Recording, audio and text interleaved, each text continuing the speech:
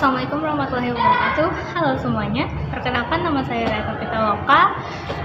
Di sini saya akan menjelaskan atau memaparkan mengenai fotografi.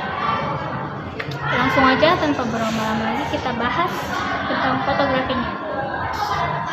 Oke, jadi fotografi yang mana bahasa Yunaninya itu ada photos dan graphos.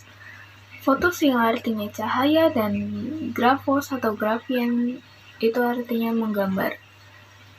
Dengan kata lain, fotografi bisa didefinisikan sebagai suatu proses penciptaan gambar melalui bantuan cahaya yang medianya itu dengan kata lain bukan adalah kamera.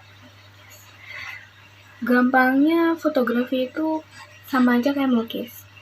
Bedanya, melukis itu kita pakai medianya kanvas, sedangkan fotografi itu kamera. Jadi, sejarah mengatakan bahwa kamera pertama kali ditemukan oleh Ibnu Al-Haytham sekitar tahun 1000 Masehi. Namun jauh sebelum itu ternyata konsep yang sudah ditemukan oleh Al-Haytham tadi sudah ditemukan oleh seorang filsuf bernama Mozi. Tapi konsep yang ditemukan oleh beliau itu bukan konsep kamera obscura, melainkan konsep kamera lubang jarum. Jadi konsep atau prinsip dari kamera lubang jarum ini ialah mengambil bentuk dari sebuah fenomena optik alami yang ada di dunia, yang mana gambar yang ada di satu sisi atau layar diproyeksikan melalui lubang jarum ke permukaan yang berlawanan dengan bukan, sehingga gambar tersebut terbalik. Dan ternyata kamera obscura dan kamera lubang jarum ini berbeda. Yang membedakan cuma penggunaan lensanya sih. Istilah obscura itu baru dikenal pada abad ke-16. Kamera obscura baru berkembang pada abad 17 dan 18. Yang pada abad ke-11 ilmu Ibnu Al-Haytham menulis buku tentang kamera tersebut dengan judul Kitab Al-Manazir, yang kemudian buku tersebut dipelajari oleh ilmuwan barat seperti Joseph Kepler pada tahun 1571 sampai 1630 Masehi. Jadi dari situ beliau meningkatkan fungsi kamera itu dengan menggunakan lensa negatif di belakang lensa positif sehingga dapat memperbesar proyeksi gambar. Kurang lebih hampir 900 tahun setelah ditemukannya kamera obscura, pada tahun 1937, Joseph Nicaise Niepce yang berkebangsaan Prancis menemukan konsep fotografi yang lebih praktis dari kamera obscura, yang kemudian dinamakan sebagai daguerreotypes. Di sini, ia menambahkan plat tembaga dan perak yang kemudian ditambah dengan uap yodium sehingga generasi ini lebih sensitif terhadap cahaya.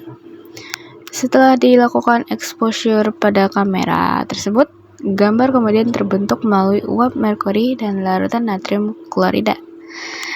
Jadi selama prosesnya ini, Joseph tentunya dibantu oleh satu temannya atau partnernya yang bernama Louis Daguerre yang menemukan kamera ini.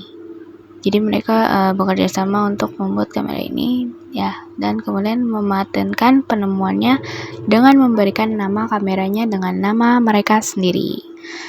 Setelah ketemu munculnya daguerreotypes ini, tak selang lama Henry Fox Talbot menyempurnakan proses terbentuknya gambar dan berhasil menjual calotype sekitar tahun 1840-an.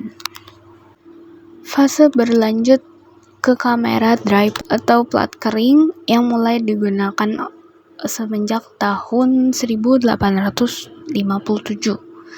Kamera ini merupakan hasil dari atau karya dari Desire van Moonkhoff. Yang 14 tahun kemudian, kamera plat kering ini dimodifikasi oleh Richard Leigh Maddox yang berhasil menciptakan kamera plat basah yang memiliki kualitas dan kecepatan yang lebih baik dalam pengambilan gambarnya. Seiring perkembangannya zaman, sampailah perkembangan kamera hingga kamera digital sekarang. Mulai dari perkembangan ke kamera Kodak atau kamera film, kamera compact, dan kamera TLR dan SLR. Tidak lupa dengan kamera analog hingga kamera digital yang sekarang atau ya zaman sekarang yang sering kita pakai di kehidupan sehari-hari. Jadi ya, kurang lebih itu saja sejarah serta fase-fase perkembangan kamera yang tidak saya jelaskan semua. Saya harap teman-teman sekalian dapat memahaminya kurang lebih seperti apa gambarannya. Sekian video penjelasan saya. Terima kasih.